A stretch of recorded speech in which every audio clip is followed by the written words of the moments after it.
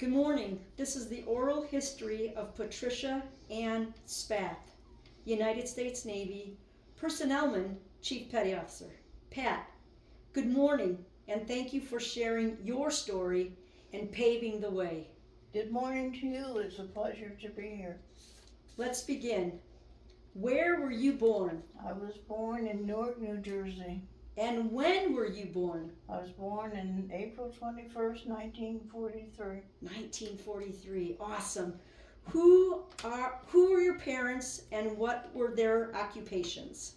My parents were Ruth and Jean LaFountain, and my mother didn't work, but my father drove truck for the Pepsi-Cola company. And do you have siblings? I have siblings. I'm the oldest of 9. 9. And can you tell me how many boys and how many girls? 5 boys and 4 girls. And has any of them served? Yes, I had 2 brothers that served in the Army in Vietnam. Thank you. What were your parents' feelings about you joining the Navy? There was no problem. My mother always kind of let me do what I wanted to do, so that worked out good. And what did your 2 brothers who joined the Army think? Well, we really didn't discuss it too much. I didn't see much of them, to be honest with you. Was the statement "Go Navy, beat Army" a statement back then? Well, it was there. It was there. Awesome. Great. Now let's talk a little about the early days of your service. Can you tell us all about when you went into the military? I went in the military in 14 February 1962, and the reason I went in Albany, New York. I enlisted there, and the reason I went in is because I couldn't get a job. Every time I go to get a job, people would say, "Well, you need experience," and I said, "Well, if you don't give me experience, I'm not going to get a job. I won't have a job." So eventually, I walked in a restaurant one day, and I saw this woman looking at a Waves brochure, and I said, "Well, that's an idea." So I looked into it, and the first time I was to go in, I backed out. I was really afraid because all the guys in the little small town that I grew up in told me all these bad things they did to women in the service. But after 6 months, I decided I had to get out of that berth and get a job and see the world, and I did, thankfully. And I kind of let the cat out of the bag. We know I said that you joined the Navy. Are you glad that you joined the Navy versus the other services? Oh, much so, yes. And can you tell us why? Well, I think the Navy has more trainable jobs than the others. The Air Force isn't too bad, but the Army and the Marine Corps, it seems if you can shoot a rifle, you got it made, but that's probably not true. And I don't mean it as a put down, but I think the Navy is has more trainable jobs for civilian life. Okay, and can you tell us what type of training or schooling you had? Or maybe both, please? Well, I didn't get any kind of technical training. I got training. I went to PN school for a month or 2 after I got out of boot camp. So I guess I got clerical experience over the years. And what is your most vivid memory of your time in PNA school? Well, I don't really have any memories, to be honest with you. I just went to school and did my thing, and then got transferred to Naval Air Station, Lemoore, California, after PNA school. And was there any best part or worst part of that school? No, it was just there. I enjoyed school. Just school.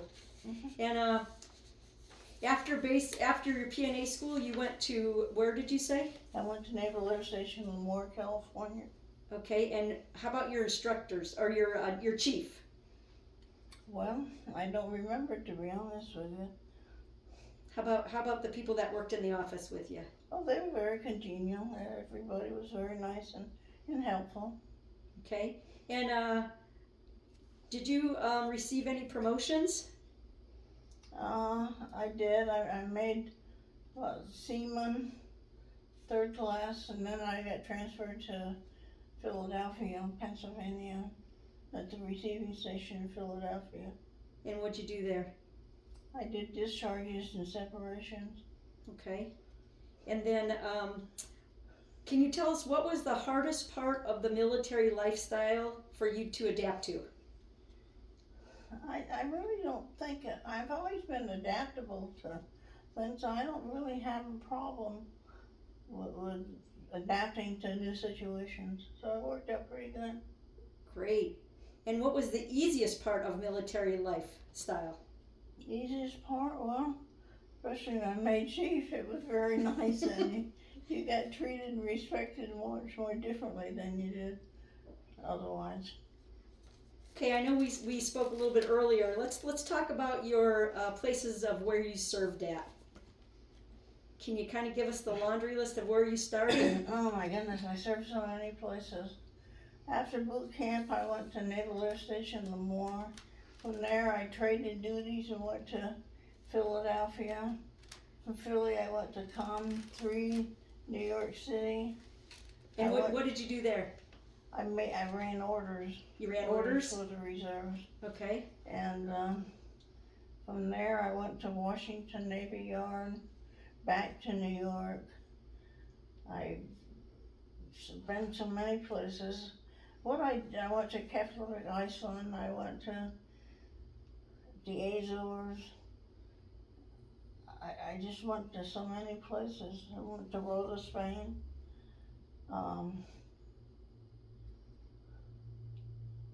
Where else did I go?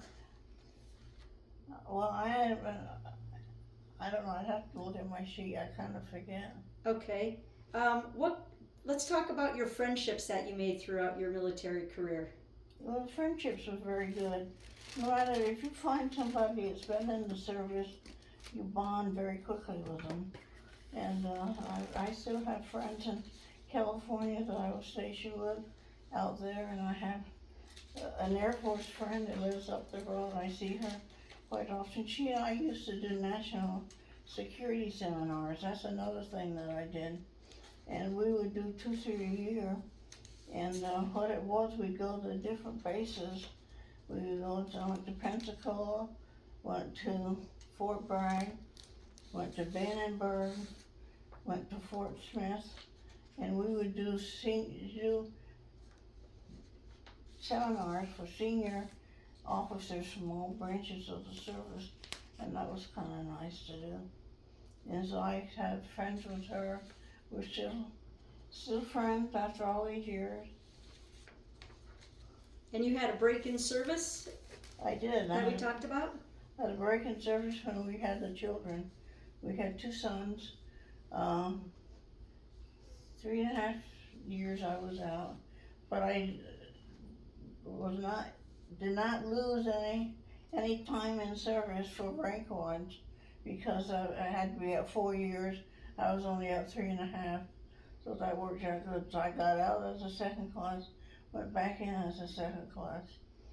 Wow, that's and amazing. this is during the Zumwalt time, which he was because the reason I retired, because he let people back in with children.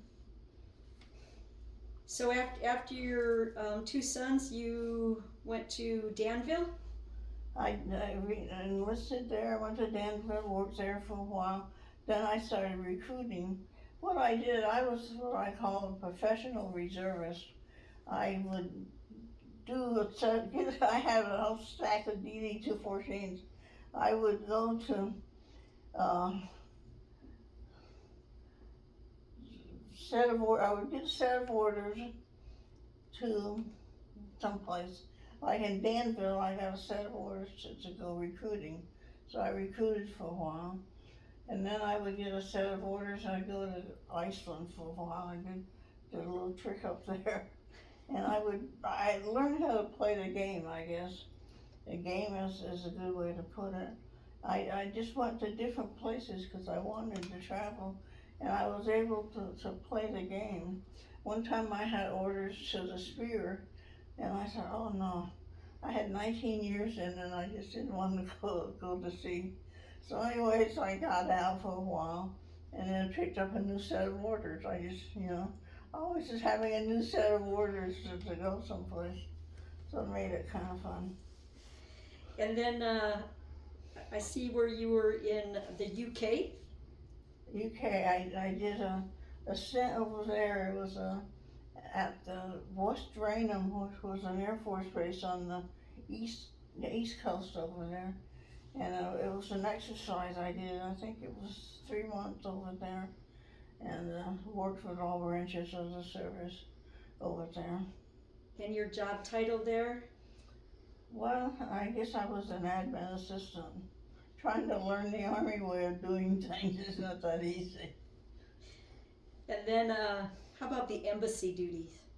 Okay, the embassy I went to two. I went to the consulate in Monrovia, Liberia, and that was quite an experience. And then I went to the embassy in Liberia, went to the consulate in Izmir, Turkey, which, by the way, you probably heard they hit a Marine recently over there in Izmir. I don't know why, because we're friends with them. And yeah, so that was it was a naval controller shipping duty that I did, and it was interesting. What we would do, we would go on board ships. We would go aboard the ship and meet the portmaster, and sometimes it was quite an experience. They would invite you in, and it would be hotter than Hades over there. But it was a good experience to get to travel over there. So what was it like being a female during that time frame over there? Can we start with Monrovia first? No problem. We worked at the embassy, and we had civilian clothes, so there was no problem. So we were treated very well by the civilians there. And how about Turkey? Turkey, no problem. I was treated very well. Nice. All right, now after that, there's one more place. SINCPAC Fleet? What was that? U.S. SINCPAC Fleet? Were you in the PR office? Oh, SINCPAC Fleet, yeah. That's when I worked for the captain. I ran the PR office. That was the time when the ships were coming back. And it was kind of interesting. And also there were famous people that would come aboard the ships. I saw Barbara Mandrell one night aboard the Coral Sea. And so there was, we also got to go out one day. Spent the day going out on the Eisenhower, that was it. Went to Eisenhower, spent the day out there and got up on the superstructure and actually saw the planes come in and down. I said, imagine being in the Navy 24 years and still getting excited about all this. And so, how did you keep in touch with your family and friends back then? I know it was a totally different process than nowadays, I'm sure. Yeah, well, we didn't have cell phones then, so just writing and calling. Writing and calling, Mm-hmm. and you were able to call anytime. Is that safe to say? Basically, yeah. Yeah. Do you recall any particular humorous or unusual event out of this huge line of duty stations? Is there any funny sea story you can tell us? Not really, I don't think. It was just, I enjoyed it. I also went to school. I got my education. I got my BA thanks to the GL Bell, and I got a master's, 5 hours towards getting a master's degree. And the reason I didn't get that is I went to Saudi Arabia and traveled over there instead of going to school. And then, what is your most favorite part of being in the military? Just the whole experience of it all, and just to see the world, see different places that I've been, the people that I've met. It was just it's a very good experience. I recruited back in 1986 in Nashville, Tennessee, and I got Recruiter of the Year that year. And I think it was because I believed in the product I was selling.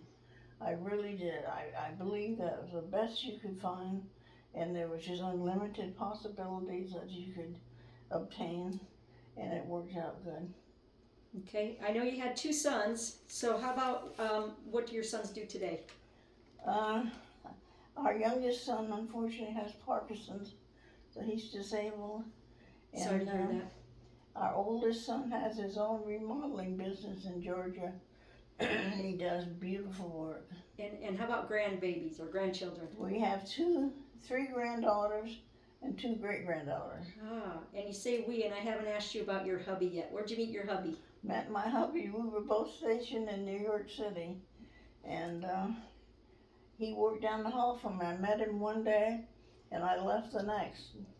I was gone for 6 months, and I got back, and he was still available.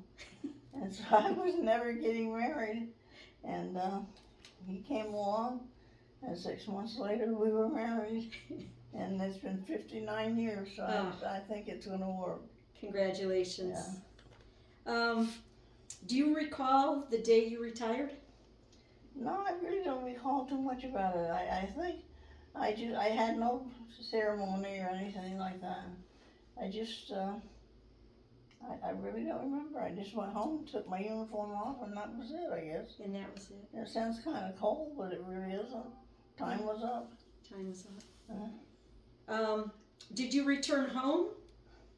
No, because home, well, we were living in Saudi at the time. John had gone over in 1993, and I left early. I went to the reserves, and I left early so I could go over and be with him. So it wasn't too long I was there. Okay. I just kind of went home, and then a couple days later flew off to Saudi Arabia, I guess. And so, how was your adjustment to civilian life? No problem. Like I say, I'm pretty adaptable, and things just don't bother me. And did you go to work in Saudi? I did. I had jobs in Saudi. The first job I had, I think I told you, was I got picked up by a driver, because women couldn't drive at the time. So we got picked up by the driver, and they took us into the basement, and I had to take a special elevator, and I could not answer the telephone because I didn't want a woman's voice on the telephone. And then I worked a job with American Businessmen of Jeddah. I worked there. That was a pretty neat job. I got to meet different famous people. It would come over and speak for the men. So it was good. They treated me good at work. It was just, you had to hide behind the pole so nobody could see you. And how did the Navy change you? Oh, it made me a better person. It really did.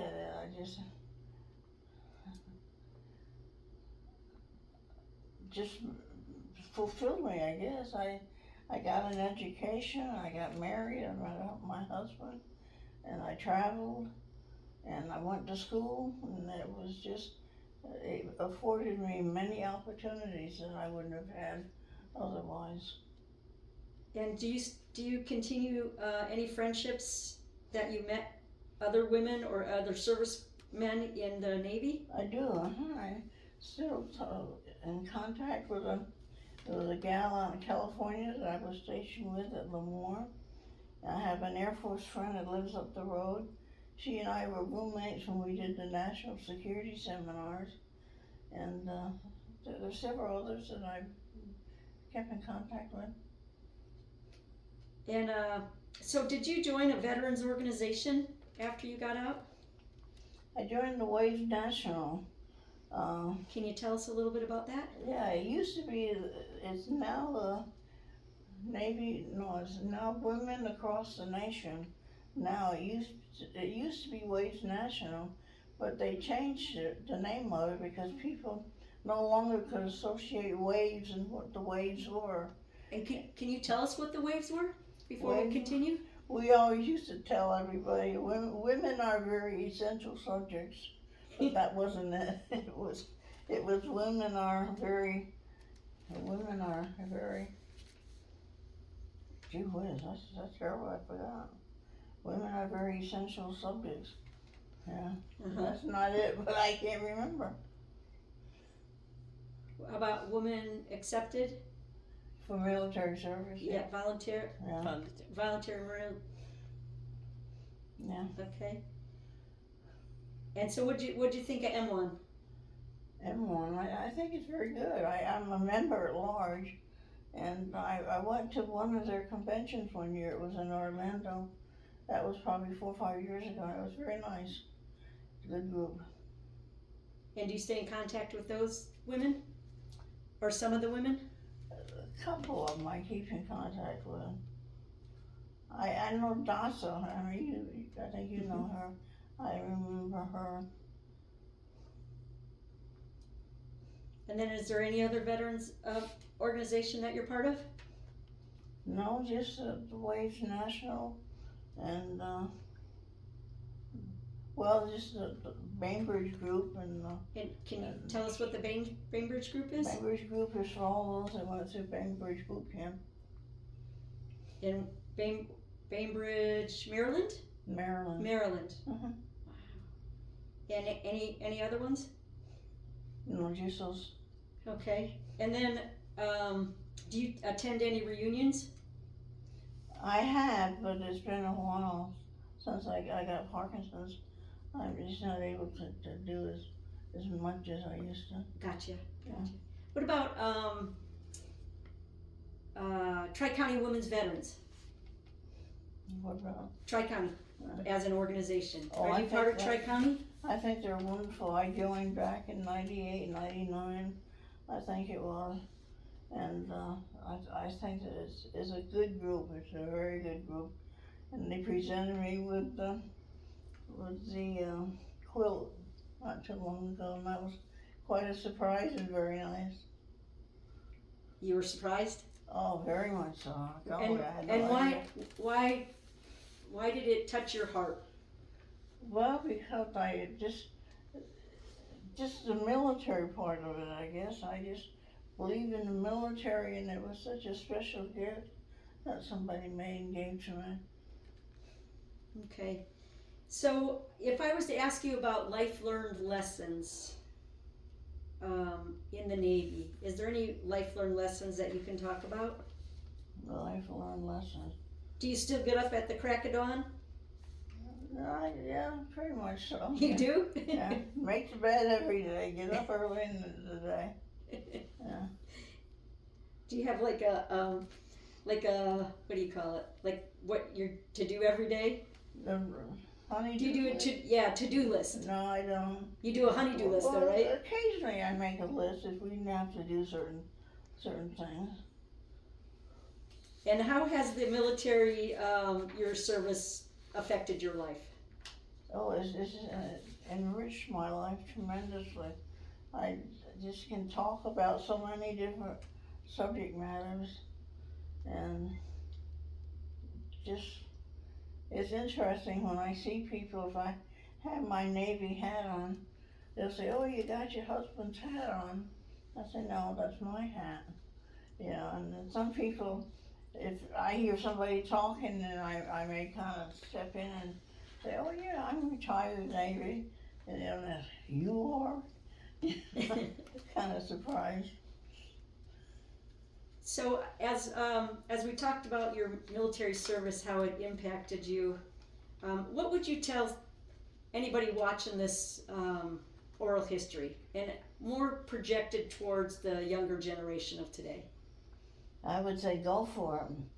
I'm an ex-recruiter, and I believed in what I sold, and it's a wonderful experience. There's just unlimited possibilities as to what you can do. You can go to school, you can travel, you can just do so many things that you just couldn't do it on your own. Mm-hmm. And I was very lucky. I think I did it all. Do you regret anything? No, don't regret a thing. My biggest thing was I had difficulty with was when I went through boot camp. I couldn't swim, so I spent 10 weeks in the pool. Almost didn't make it to 4 days before graduation, but I made it. What would you like people to remember about you? Hopefully that I was a good person, served my country, and enjoyed it all. Very thankful for everything.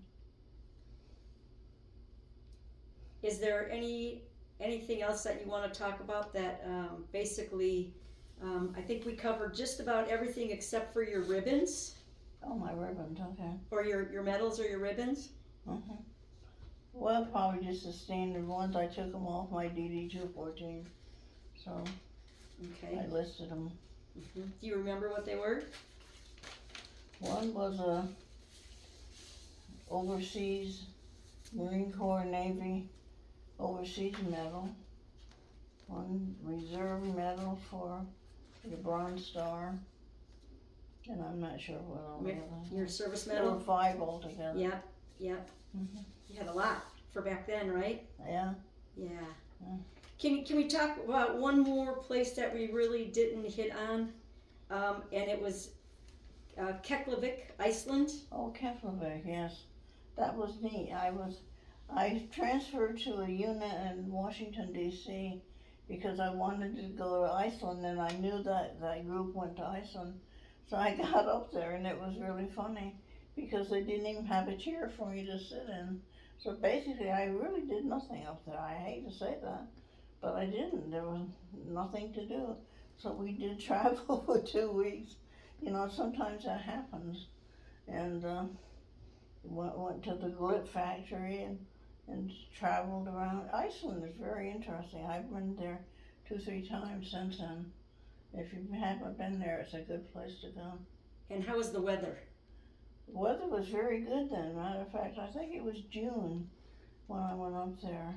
And if it got up to a certain temperature, they'd all get the day off. It almost got to it, but not quite. So Iceland's a place. Iceland's a nice Tell them place. to go. Yeah. Okay.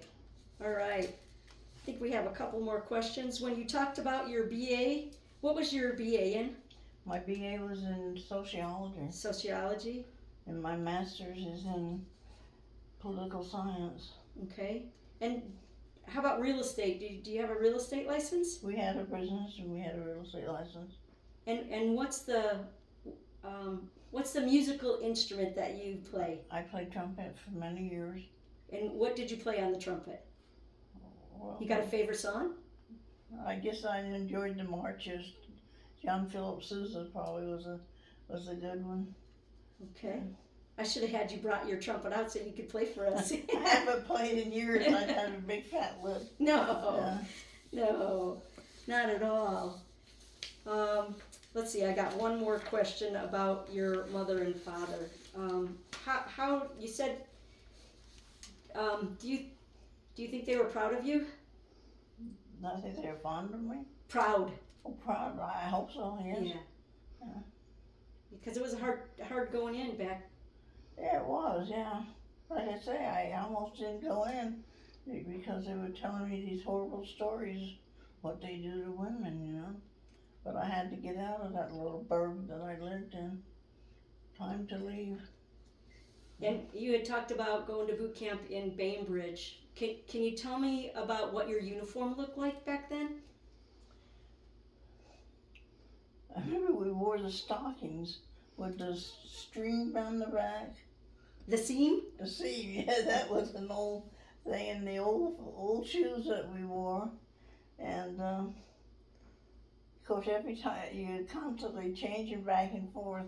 You know how that went. If it started to rain, you'd go and put all your rain gear on, and then you'd have to go and change and get rid of all that if the sun came out.